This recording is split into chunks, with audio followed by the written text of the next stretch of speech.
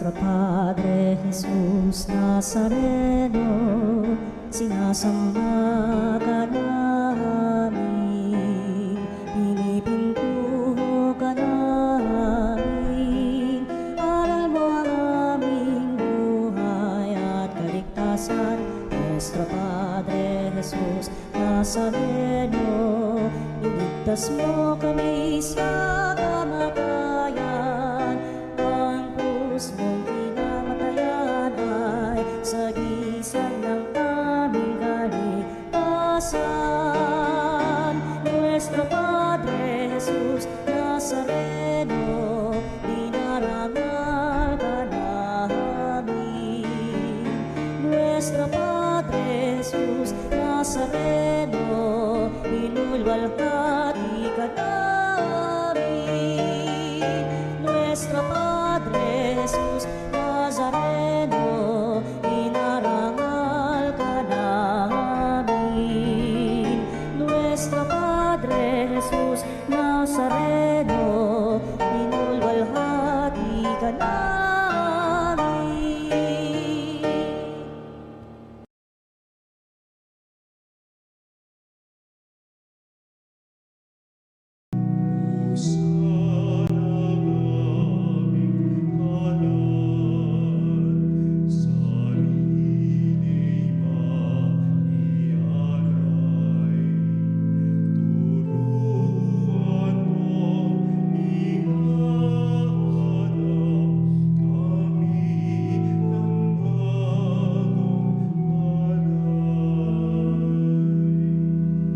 Sa ngalan ng Ama at ng Anak at ng Espiritu Santo, Amen. sumainyo ang Panginoon. At sumainyo rin. Mga kapatid, aminin natin ang ating mga kasalanan upang tayo'y maging marapat gumanap sa banal na pagdiriwang. Inaamin ko sa makapangyarihang Diyos at sa inyong mga kapatid na lubha akong nagkasala sa isip, sa salita at sa gawa at sa aking pagkukulang. Kaya sinasamo ko sa mahal na Birheng Maria, sa lahat ng mga anghel at mga banal, at sa inyo mga kapatid, na ako'y panalangin sa Panginoong ating Diyos. Kaawaan tayo ng makapangyarihang Diyos, patawarin tayo sa ating mga kasalanan, at patnubayan tayo sa buhay na walang hanggan. Amen. Panginoon, kaawaan mo kami. Panginoon, kaawaan mo kami. Kristo, kaawaan mo kami. Kristo, kaawaan mo kami. Panginoon, kaawaan mo kami. Panginoon, kaawaan mo kami. Manalangin tayo. Ama naming makapangyarihan, sa taong-taong pagdiriwang ng paghahandang 40 araw para sa Pasko ng pagkabuhay, kami nawa ay lalong umunlad sa pagtuklas sa hiwaga ng tagumpay ni Kristo upang masundan namin siya sa pamumuhay na marangal bilang aming tagapamagitan kasama ng Espiritu Santo magpasawalang hanggan. Amen. Pagbasa mula sa aklat ng Henesis. Nilikha ng Diyos ang tao mula sa alabok, hiningahan sa ilong at nagkaroon ng buhay. Naglagay ang Panginoon ng isang halaman sa Eden sa dakong silangan, at doon dinala ang taong kanyang nilalang. Pinasibol niya roon ang lahat ng uri ng kahoy na nakalulugod sa paningin at masasarap ang bunga. Sa gitna ng halamanan, naroon ang punong nagbibigay buhay at ang punong nagbibigay ng kaalaman tungkol sa mabuti at masama. Ang ahas ang pinakatuso sa lahat ng hayop na nilikha ng Panginoon. Minsay tinanong inito ang babae, "Totoo bang sinabi ng Diyos na huwag kang kakain ng anumang bungang kahoy sa halamanan?" Tumugon ang babae, "Hindi naman. Ipinakakain sa amin ang anumang bunga sa halamanan, huwag lamang ang bunga ng puno na nasa gitna niyon. Pag kami raw ay kumain ng bunga nito o humipo man lamang sa punong iyon, mamamatay kami. Hindi totoo iyan, hindi kayo mamamatay, wika ng ahas. Gayon ang sabi ng Diyos, sapagkat alam niyang kung kakain kayo ng bunga niyon, magkakaroon kayo ng pagkaunawa. Kayo'y magiging parang Diyos. Malalaman ninyo ang mabuti at masama. Napakaganda sa paningin ng babae ang punong kahoy at sa palagay niya'y masarap ang bunga nito. Nabuo sa isipan niya na mabuti ang maging marunong, kaya't pumitas siya ng bunga at kumain. Kumuha rin siya para sa kanyang asawa at kumain din ito. Nagkaroon nga sila ng pagkaunawa matapos kumain. Noon nila na lamang sila'y hubad, kaya kumuha sila ng mga dahon ng igos, pinagtagni-tagni at ginawang panakip sa katawan. Ang salita ng Diyos. Salamat sa Diyos. Poon iyong kaawaan, kaming sayo'y nagsisuway. Poon iyong kaawaan, kami sa iyo'y nagsisuway. Ako'y kaawaan o mahal kong Diyos, sang-ayon sa iyong kagandahang loob. Mga kasalanan ko'y iyong pawiin, ayon din sa iyong pag-ibig sa akin. Linisin mo sana ang aking karumhan at ipatawad mo yaring kasalanan. Poon iyong kaawaan, kaming sa iyo'y nagsisuway. Ang pagsalansang ko ay kinikilala, laging nasa isip ko at ala-ala. Sa iyo lang ako nagkasalang tunay at ang nagawa ko'y di mo nagustuhan. Poon iyong kaawaan, kami sa iyo'y nagsisuway. Isang pusong tapat sa aking likhain, bigyan mo o Diyos ng bagong damdamin. Sa iyong harapay huwag akong alisin, ang Espiritu mo ang papaghariin. Poon iyong kaawaan, kami sa iyo'y nagsisuway. Ang galak na dulot ng iyong pagliligtas, ibalik at ako ay gawin mong tapat. Turuan mo akong makapagsalita at pupurihin ka sa gitna ng madla. Poon iyong kaawaan, kami sa iyo'y nagsisuway.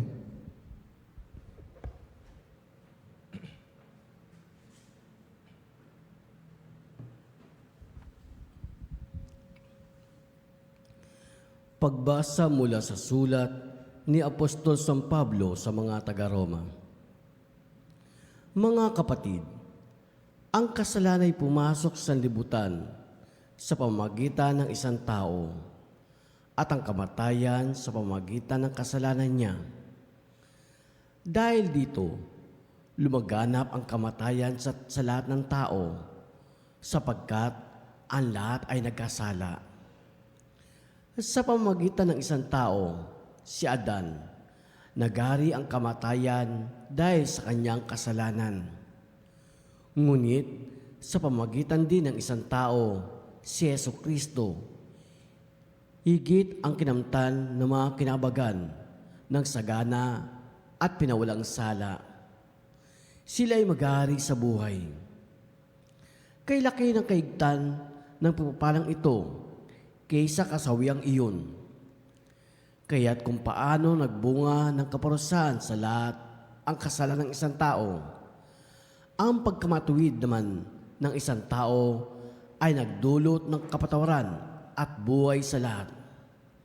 Sapagkat sa pagsuway ng isang tao ay marami ang naging makasalanan. Gayon din naman marami ang pawawalang sala sa pagsunod ng isang tao. Ang salita ng Diyos. Salamat sa Diyos.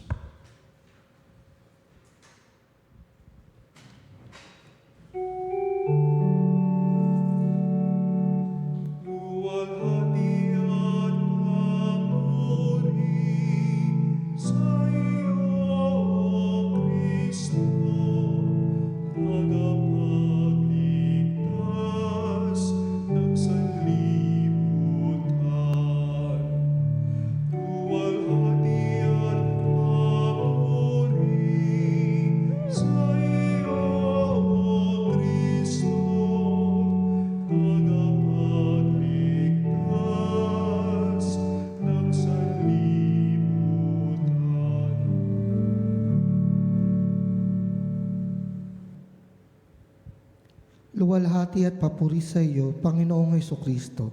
Ang tao ay nabubuhay hindi lamang sa tinapay, kundi sa salitang mahal. Mula sa bibig ng banal na Ama, nating may kapal. Luwalhati at papuri sa iyo, Panginoong Hesukristo. Sumainyo ang Panginoon. At sumainyo rin. Ang mabuting balita ng Panginoon ayon kay San Mateo. Papuri sa iyo, Panginoon. Noong panong iyon, si Jesus ay dinala ng Espiritu sa ilang upang tuksohin ng Diablo. Doon, 40 araw at 40 gabing nag-ayuno si Jesus at siya'y nagutom. Dumating ang manunukso at sinabi sa kanya, "Kung ikaw ang anak ng Diyos, gawin mong tinapay ang mga batong ito." Ngunit sumagot si Jesus, nasusulat, "Hindi lamang sa tinapay nabubuhay ang tao, kundi sa bawat salitang namumutawi sa bibig ng Diyos." Pagkatapos nito'y dinala siya ng Diablo sa taluktok ng templo sa banal na lungsod. "Kung ikaw ang anak ng Diyos," sabi sa kanya, "magpatihulog ka, sapagkat nasusulat, ipagbibili niya sa kanyang mga anghel na ingatan ka. Aalalayan kanila upang hindi ka matisod sa bato. Sapagkat nasusulat, ang iyong Diyos at Panginoon ang sasambahin mo, siya lamang ang iyong paglilingkuran." Sumagot si Jesus, nasusulat din naman, "Huwag mong subukin ang Panginoon mong Diyos." Pagkatapos dinala din siya ng Diablo sa isang napakataas na bundok. Mula rooy ipinatanaw sa kanya ang lahat ng kaharian ng sanlibutan at ang kayamanan ng mga ito. At sinabi ng Diablo, "Ibibigay ko sa iyo ang lahat ng ito kung magpapatira pa ka at sasamba ka sa akin." Sumagot si Jesus, "Lumayas ka, Satanas." At iniwan siya ng Diablo. Dumating ang mga anghel at naglingkod sa kanya. Ang mabuting balita ng Panginoon. Pinupuri ka namin, Panginoong Hesukristo. Maganda. Tuwing unang linggo ng Kwaresma ay ito ang ebanghelyong mababasa natin. Taon A, B, at C. No? Na kung saan ay maririnig natin ang kwento ng pagtukso kay Jesus doon sa bundok.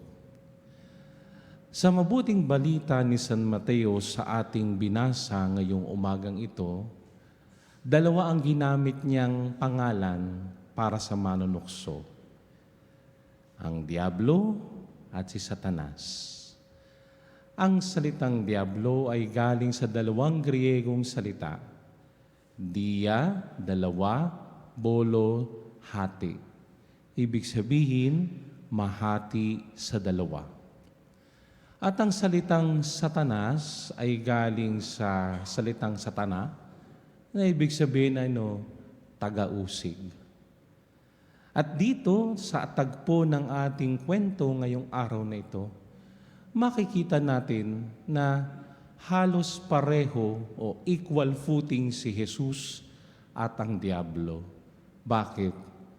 Si Jesus may alam sa banal na kasulatan. Ang Diablo may alam din sa banal na kasulatan. Si Jesus marunong sa kasulatan. Ang Diablo marunong sa kasulatan. Pero dito na nagkakaiba ang dalawa. Bakit? Sapagkat si Jesus, nasa sa Kanya ang katotohanan. Sinasabi niya ang katotohanan. Tinuturo niya ang katotohanan. Subalit ang Diablo, puro kasinungalingan. Ginamit pa niya, sabi ko nga, may alam siya, marunong siya sa banal na kasulatan, kaya binabaluktot niya para maging mali ang tama. Meron siyang sariling pagkakaintindi, ipamumukha niya, no, na ito ay tama. Subalit sinasalag siya ng Panginoong Hesus. Bakit? Mas alam ni Hesus ang kasulatan. Bakit? Sapagkat siya ang salitang nagkatawang tao. Tingnan natin ang mga tukso, no, na inilatag ng Diablo. Ang unang naging tukso kay Hesus ay ang gutom. 40 araw ka, no, na nag-aayuno. Di ba bumabalik sa alaala natin ng kwento ng mga Israelita, 40 araw at 40 gabi din sila naglalakbay? At hindi ba nagreklamo sila, Moises, wala ba kaming maiinom? Moises, wala ba kaming makakain? Kaya yan ang unang ibinatong tukso kay Jesus. Gutom ka, di ba? Kita mo yung bato? Gawin mo yung tinapay para mabusog ka. Sa unang pagbasa, ano ang naging tukso ni Satanas o ng Diablo doon sa ating unang mga magulang? Sino may sabing mamamatay ka kapag kinain mo ang bungang ito? Di ba? Kabilin-bilinan ng Diyos, huwag niyong kakainin. Pero anong sabi ng Diablo? Sinong may sabing mamamatay kayo? Kumain ng unang mga magulang natin, namatay ba sila? Physically? Hindi. Pero anong namatay? Yung relasyon ng tao sa Diyos. Bakit? Naging masuwayin. Kaya yung buhay na magandang ibinigay ng Diyos nasira. Na sinasabi nga ni Santo Tomas ng Aquino, ito yung original na plano ng Diyos. Na nung panahon yung kahit hubad ang tao, walang mali siya. Pero dahil ang tao ay kumagat doon sa tukso ng Diablo, namatay ang magandang relasyon na yan ng tao sa Diyos. Pumasok ang kamatayan. Nasira. Ang unang tukso ay pumapatungkol sa buhay. Subalit anong sagot ng Panginoong Hesus sa ating mabuting balita? Hindi lamang nabubuhay sa tinapay ang tao, kundi sa salitang nanggagaling sa bibig ng Diyos. Nawari sinasabi ni Hesus doon sa Diablo, nagkakamali ka. Bakit? Sapagkat ang tao ay hindi lamang pisikal, may spiritual din niyang buhay. Na pagdating ng panahon, no, mabubulok ang kanyang katawan, subalit ang kaluluwa niya, kapag ito'y nagpakabuti, nagpakaayos, nagpakatino, ay magkakaroon ng buhay na walang hanggan. Sa ikalawang tukso, tinukso ng Diablo si Jesus tungkol sa katapatan ng Diyos. Bakit? Saan siya dinala? Sa templo. Ay ang templo ang pinakabanal na lugar para sa mga Israelita. Bakit? Na doon ang kabanantipan. Na doon ang dakong kabanal-banalan. At inilagay siya doon sa pinakatuktok. At ano ang sabi ng Diablo? Magpatihulog ka sapagkat nasusulat. Aalalayan ka ng mga anghel para di ka matisod. May nga, Psalm 91 yun eh. O, tama ko sa inyo, galing na galing din ng demonyo. Aba, kaingat ho tayo, ang galing ng Diablo. Pero anong sagot ni Jesus na susulat? Huwag mong susubukin ang iyong Diyos. Kaya nga napakaganda ng ikalawang pagbasa sa sulat ni Apostol San Pablo sa mga taga-Roma. Bakit? Sapagkat ipinakita doon ng katapatan ng Diyos. Bakit? Sapagkat noong magkasala ang tao, pwede nang sirain ng Diyos ang kanyang nilalang. Pero hindi niya ginawa.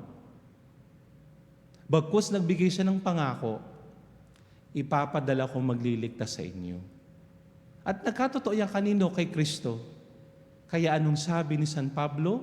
Sa unang tao, pumasok ang kamatayan. Sa unang tao, pumasok ang kasalanan. Sino yun? Si Adan. Subalit pagdating kay Jesus, sinira niya ang sumpa ng kamatayan. Bakit? Sapagkat nabuksan ng buhay na walang hanggan. At hindi lang yun. Sa pamamagitan ni Jesus, ako at tayo ay naligtas saan? Sa kasalanan. Nawala na yung eternal damnation. Wala na yung forever damnation. Bakit? Dumating si Jesus. At yan ang katapatan ng Diyos. At sa panghuli, saan dinala si Jesus? Sa isang pinakamataas na lugar. At ano ang sabi? No? Ano ang sabi ni Satanas? Ibibigay ko lahat ito. Ang sabi ng Diablo, ibibigay ko lahat sa iyo to. Sambahin mo lang ako. Ano yung tuksong yan? Tukso ng kapangyarihan. Tukso ng kayamanan. Bakit? Aminin natin o hindi.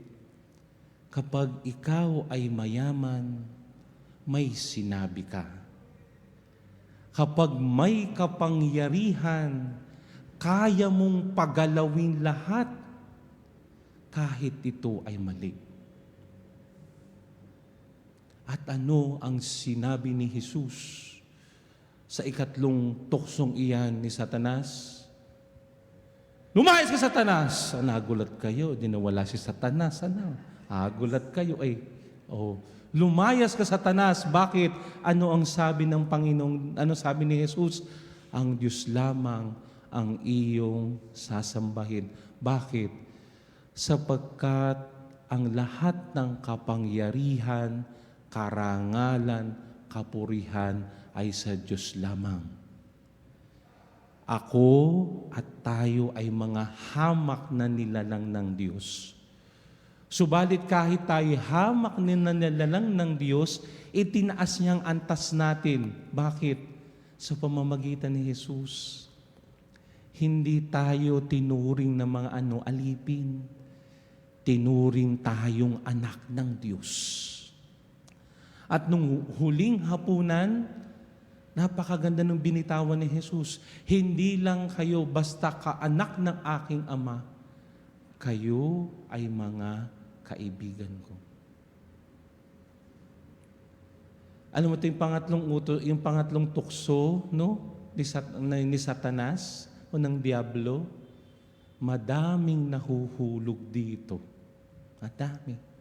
Bakit? Yung parabagang isasangla ang sarili kay Satanas, makuha lamang ang gusto. Ito ang pinakamalaking paalaala ko sa inyo. Walang ituturong tama si Satanas. Puro kasinungalingan yan. Ibubulit ka niyan lahat sa kapahamakan sapagkat ang Diablo, si Satanas, ang prinsipe ng kasinungalingan. Kaya ako at tayo sinasabihan na ngayong unang linggong ito ng Kwaresma, doon tayo kay Jesus. Bakit? Alam niya ang banal na kasulatan, marunong siya sa banal na kasulatan, at itinuturo niya ang katotohanan sa kasulatan. Ngayong araw na ito, 40 years ago, maaalala natin, no? Ang tinig na namayapang Jaime Cardinal Sin. Bakit?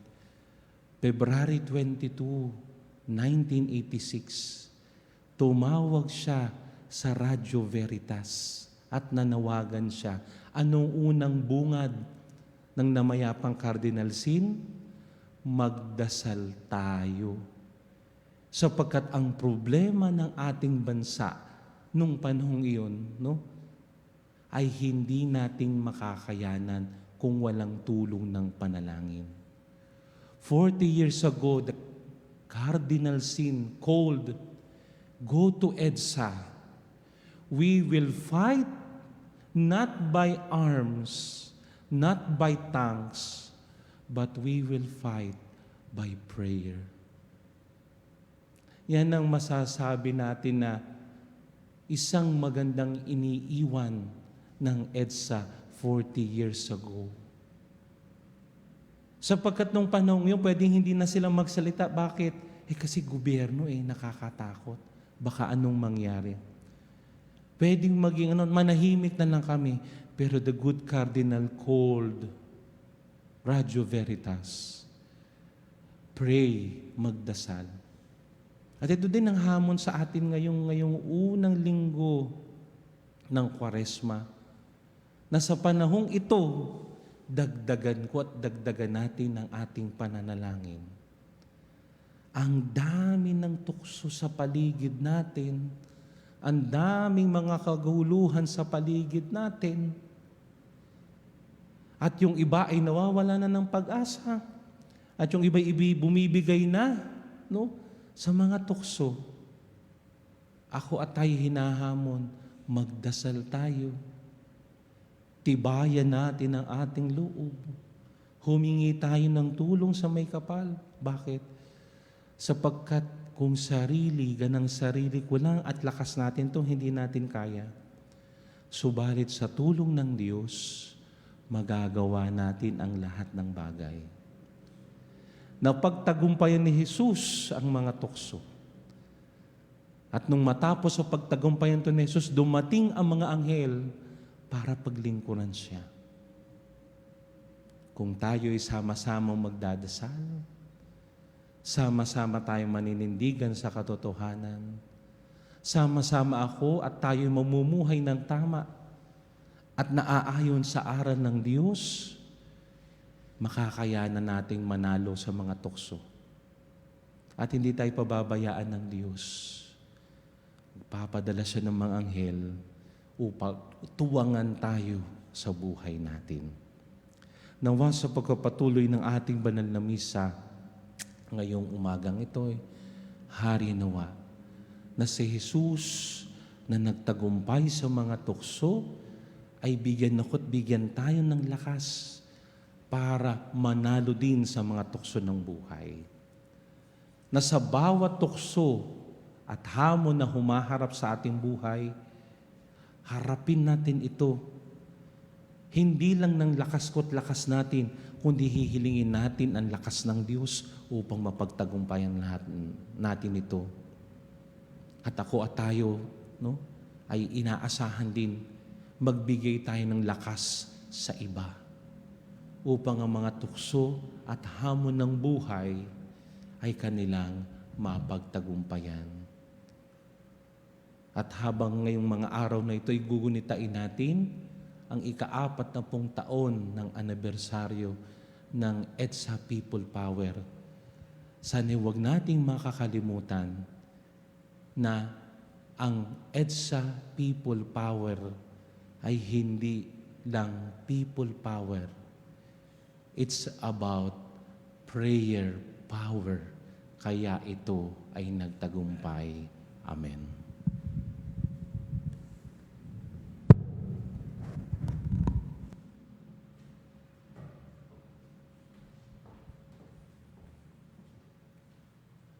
Sumasampalataya ako Sa Diyos amang makapangyarihan sa lahat na may gawa ng langit at lupa. Sumasampalataya ako kay Kristo, isang anak ng Diyos, Panginoon nating lahat. Nagkatuwang tao siya lalang ng Espiritu Santo, ipinanganak ni Santa Maria Birhen, pinagpakasakit ni Poncio Pilato, ipinako sa krus na matay inlibing, nanawag sa kinaroroonan ng mga yumao, nang may 3 araw na buhay na mag-uli. Umakyat sa langit, naluluklok sa kanan ng Diyos amang makapangyarihan sa lahat.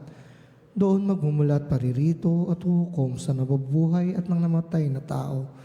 Sumasampalataya naman ako sa Diyos Espiritu Santo, sa banal na simbahang katolika, sa kasamahan ng mga banal, sa kapatawaran ng mga kasalanan, sa pagkabuhay na mag-uli ng namatay na tao, at sa buhay na walang hanggan. Amen. Sa diwa ng Kwaresma, ilog natin ng may pagtitiwala sa Diyos ang mga pangangailangan ng lahat.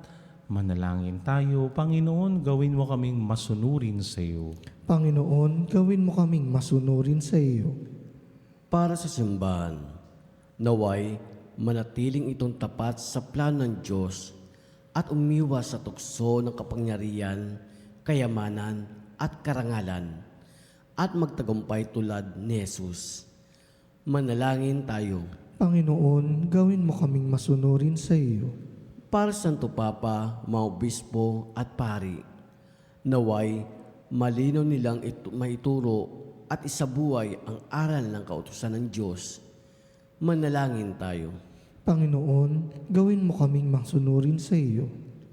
Para sa Santo Papa, sa mga obispo, at lahat ng mga namumuno sa atin sa simbahan, naway malino nilang ipahayag ang salita ng Diyos at maging uwaran sa pamumuhay.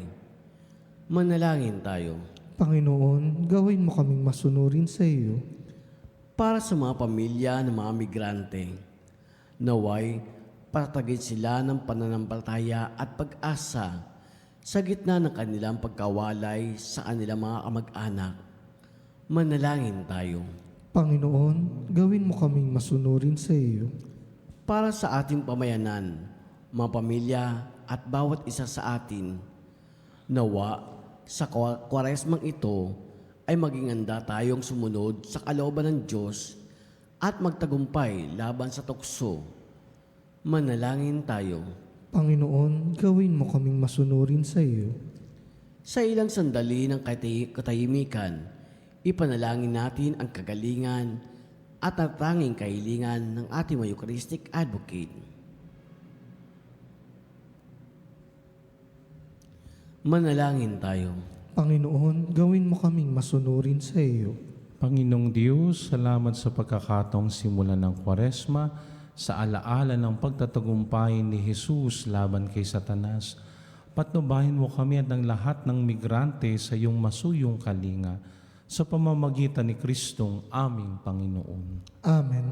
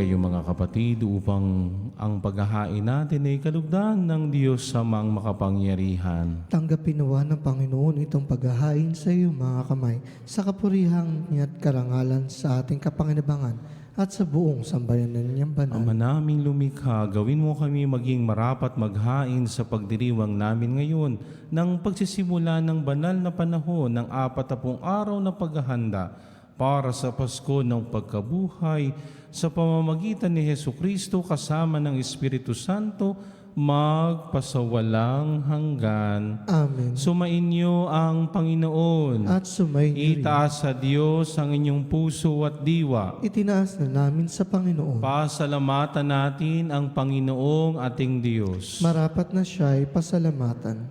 Ama naming makapangyarihan, tunay ngang marapat na ikaw ay aming pasalamatan sa pamamagitan ni Hesukristo na aming Panginoon, ang kanyang 40 araw na pagtitiis ng kagutuman ay nagbibigay kahulugan sa panahong ito ng pagpapakasakit para sa kapwa-tao. Ang pagtalikod niya sa tuksong maging makasarili ay nagtuturo sa aming harapin ang pagpapakabuti upang kaysa niya'y maging malaya kami sa pagdulog sa hapag ng huling hapunan na siyang hantungan ng lahat sa kalangitan. Kaya kaysa namang anghel na nagsisiawit ng papuri sa iyo, nang walang humpay sa kalangitan, kami nagbubunyi sa iyong kadakilaan. Santo, Santo, Santo, Panginoong Diyos ng mga hukbo, napupuno ang langit at lupa ng kadakilaan mo.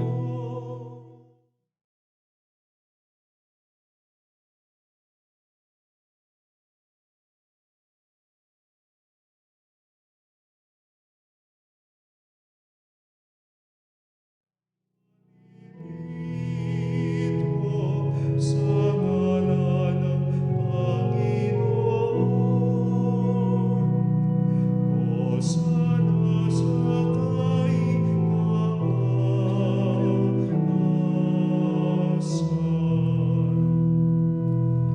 Ama naming banal, ikaw ang bukal ng tanang kabanalan, kaya't sa pamamagitan ng iyong Espiritu, gawin mong banal ang mga kaloob na ito upang para sa aming maging katawan at dugo ng aming Panginoong Heso Kristo.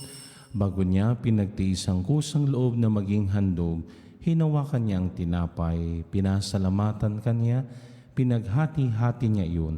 Inabot sa kanyang mga lagad at sinabi, tanggapin ninyong lahat ito at kanin, ito ang aking katawan na ihahandog para sa inyo.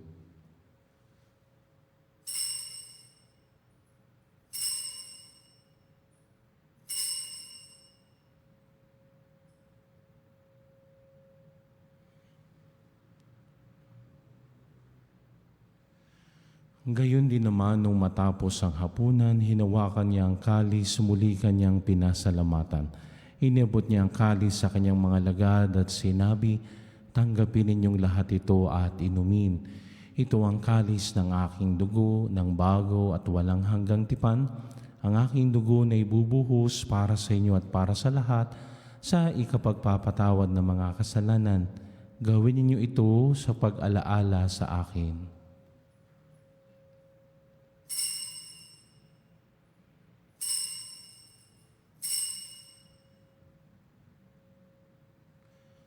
Ipagbunyi natin ang misteryo ng pananampalataya.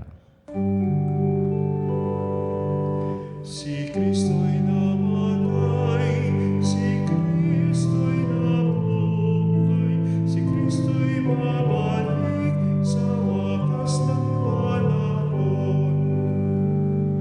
Ama, ginagawa namin ngayon ang pag-alaala sa pagkamatay at muling pagkabuhay ng iyong anak. Kaya tiniaalay namin sa iyo ang tinapay na nagbibigay buhay at ang kalis na nakakalob ng kaligtasan. Kami nagpapasalamat dahil kami yung minarapat at tumayo sa harap mo para maglingkod sa iyo. Isinasamo namin kami magsasalo-salo sa katawan na dugo ni Kristo ay mabuklod sa pagkakaisa sa pamamagitan ng Espiritu Santo. Amalingapin mo ang iyong simbahang laganap sa buong daigdig. Puspusin mo kami sa pag-ibig, kaisa ni Leo na aming Papa at ni Elias na aming Obispo at ng Tanang Kaparian. Alalahanin mo rin ang mga kapatid naming nahimlay na may pag-asang sila'y muling mabubuhay, gayon din ang lahat ng mga pumanaw. Kawan mo sila at patuloyin sa iyong kaliwanagan. Kawan at pagindapatin kaming lahat na makasalo sa iyong buhay na walang wakas. Kaisa ng mahal na Birheng Maria na Ina ng Diyos, ang kanyang kabiyak na pusong si San Jose, kaisa ng mga apostol at ang lahat ng mga banal na namuhay dito sa daigdig ng kalugod-lugod sa iyo, may pagdiwang nawa namin ang pagkupuri sa ikararangal mo sa pamamagitan ng anak na aming Panginoong Heso Kristo. Sa pamamagitan ni Kristo kasama niya at sa Kanya, ang lahat ng parangal at papuri ay sa iyo, Diyos Amang makapangyarihan, kasama ng Espiritu Santo, magpasawalang hanggan. Amen.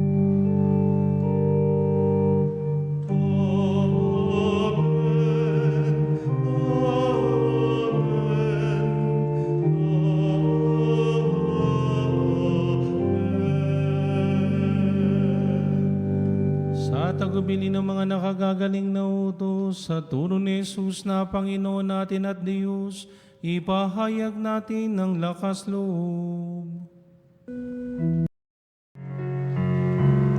Pamagapin, sumasalangit ka, sambahin ang ngalan mo, mapasa amin ang kaharian mo, sundin ang loob mo, dito sa lupa, para lang sa langit. Bigyan mo kami ngayon ng aming kakanin sa araw-araw. At patawarin mo kami sa aming mga kasala, para ng pagpapatawad namin sa nagkakasala sa amin.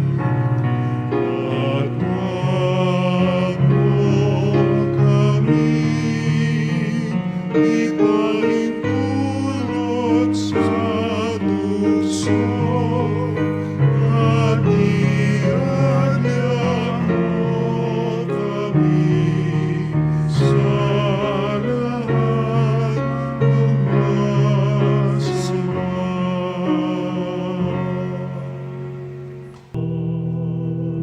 Hinihiling namin kami adya sa lahat ng masama, pagkaluban ng kapayapaan araw-araw, iligtas sa kasalanan at ilayo sa lahat ng kapahamakan, samantalang aming pinananabikan ang dakilang araw ng pagpapahayag ng tagapagligtas naming si Heso Kristo. Sapagkat iyo ang kaharian ng kapangyarihan at ang kapurihan, magpakailanman. Amen. Panginoong Jesucristo, sinabi mo sa iyong mga apostol, kapayapaan ang iniiwan ko sa inyo, ang aking kapayapaan ang ibinibigay ko sa inyo. Tunghay mo ang aming pananampalataya at huwag ang aming pagkakasala. Pagkaluban mo kami ng kapayapaan at pagkakaisa ayon sa iyong kalooban, kasama ng Espiritu Santo, magpasawalang hanggan. Amen. Ang kapayapaan ng Panginoon ay laging sumainyo. At sumainyo rin. Magbigayan tayo ng kapayapaan sa isa't isa. Kapayapaan po mga kapatid.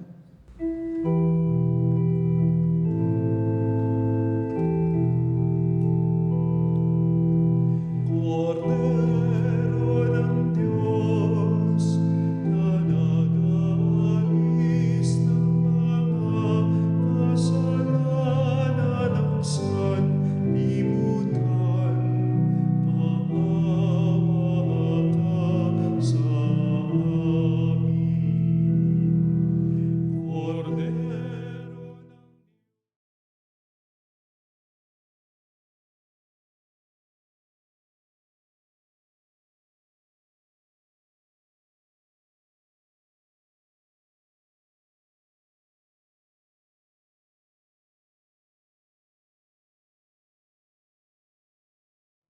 Cordero ng Diyos, na nag-aalis ng mga kasalanan ng sanlibutan, ipagkaloob mo sa amin ang kapayapaan.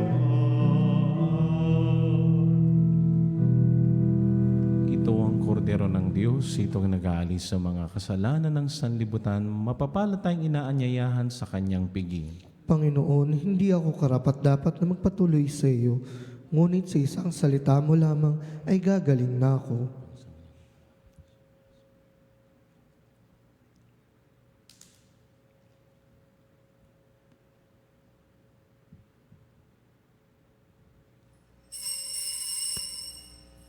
Mga kapanalig, ating dasalin ang komunyong espiritual. O Jesus, nananalig ako sa pananahan mo sa kabanal-banalang sakramento. Minamahal kita higit sa lahat at hangad ka ng aking kaluluwa.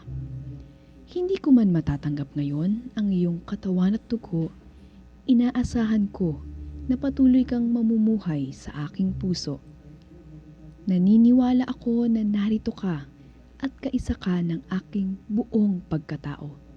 Huwag mong ipahintulot na mawalay ako sa iyo. Amen. Panalangin sa karangalan ng Nuestro Padre Jesus Nazareno.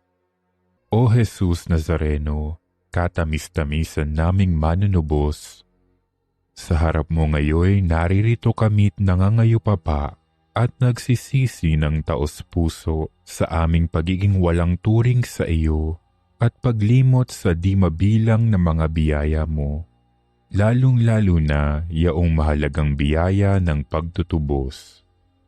Dinaramdam namin at pinagsisisihang labis, Panginoon ko, ang pagkakasala namin sa iyo. Ikinalulungkot namin ang pagiging dahilan ng pagpapasan mo ng krus na iyan sa gitna ng mga hirap at kapaitan, hanggang sa inihandog mo ang iyong buhay sa bundok ng Kalbaryo, sa pagkaibig mo lamang na matubos kami at ang sangkatauhan mula sa sala. Pakabanalin mo, O Panginoon, ang aming pagnanais at ipagtanggap mo sa amin ang iyong biyaya.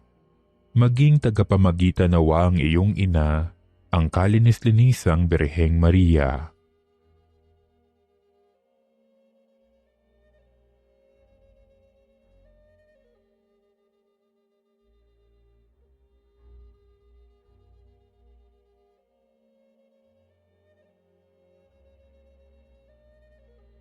Ama naming makapangyarihan, niloob mong akuin ang iyong anak, ang krus at kamatayan, upang ang sangkatauhan ay matubos at mabuhay. Ang pag-ako namin sa krus at kamatayan dito sa lupa, ayon sa diwa ng pagsunod sa iyong loob, na ginanap ng iyong anak, ay magpagindapat nawa naming kamtin ang lubos na katubusan at pagkabuhay sa iyong piling, sa pamamagitan ni Hesukristo, kasama ng Espiritu Santo, magpasawalang hanggan. Amen. Nuestro Padre Jesus Nazareno, Panginoon namin at Diyos, kaawaan mo kami. Ama naming mapagmahal, kaming pinapakinabang mo sa pagkain iyong bigay ay tumanggap ng pampalakas ng pananampalataya, pampatibay ng pag-asa at pampaalab ng pag-ibig.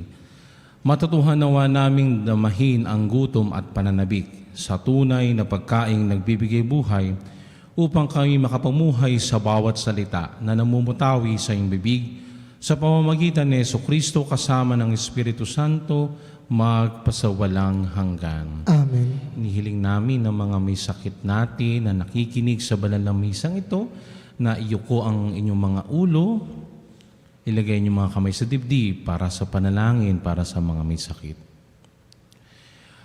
Panginoong Hesukristo, pinasan mo ang aming mga tiisin at dinala mo ang aming mga dalamhati upang iyong ipakilala ang halaga ng pagtitiis at ng pangangailangan ng tao ng iyong tulong. Magiliw mong dinggin ang aming mga panalangin para sa mga minamahal namin at para sa ibang mga may karamdaman. Loobin mo nawang maunawaan ng mga taong labis na nahihirapan dahil sa dinaranas nilang mga sakit at karamdaman na sila'y kabilang sa iyong mga hinirang. Tulungan mong maunawaan nila na sila'y kaisa mo sa iyong mga pagtitiis para sa ikaliligtas ng sangkatauhan. Amen. Patalastas, inaanyahan ko po kayong lahat sa mas malalim na panalangin at pagninilay ngayong panahon ng Kwaresma. Sa mga nais mag-alay ng mga panalangin, tumawag lamang po sa Religious Department 8925-7931 Local 129-131-137 o mag-text sa 0917-631-4589 at hanapin lamang si Binibining Rene Jose o si Binibining Alinahe at maging isang Veritas Eucharistic Advocate para sa Lent Easter celebration. Maraming salamat po. February 22, 1986, tumawag ang Cardinal Sin sa pamamagitan ng Radyo Veritas. Kinabukasan, pinagbabaril ang istasyon ng Radyo Veritas na noon ay nasa Malolos, Bulacan. Subalit hindi natinag noon ng simbahan. Sapagkat hindi man makaere sa Radyo Veritas, umere sila, hulaan niyo kung saang istasyon, sa Radyo Bandido. Ginamit nilang airway nila upang palakasin ng mga tao sa EDSA, magdasal tayo. And the rest is history. Nagtagumpay, hindi lang ang tao, kundi nagtagumpay ang sama-samang pananalangin ng bawat Pilipino. Ito ang totoong diwa ng EDSA. Sama-samang pananalangin ng bawat Pilipino para magtagumpay sa lahat ng pagsubok at tukso ng buhay.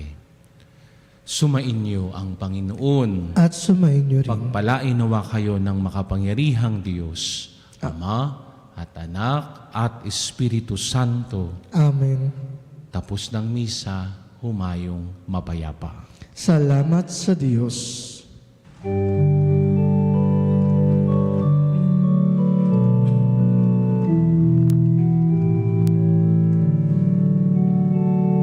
Walang sinuman ang nabubuhay para sa sarili lamang. Walang sinuman ang namamatay para sa sarili lamang.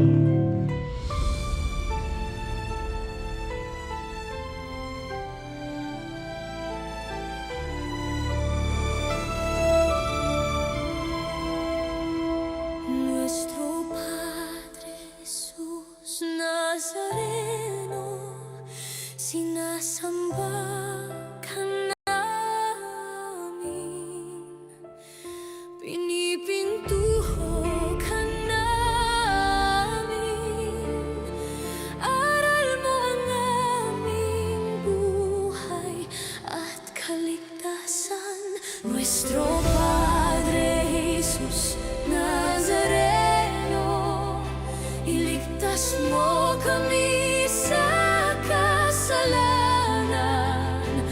Ang krus mong pinamatayan ay sagisag ng aming kaligtasan. Nuestro Padre Jesus Nazareno, dinarangal ka namin. Nuestro Padre Jesus Nazareno, niluluwalhati ka namin. Nuestro Padre Jesus Nazareno, dinarangal ka namin. Nuestro Padre Jesus Nazareno, niluluwalhati ka namin.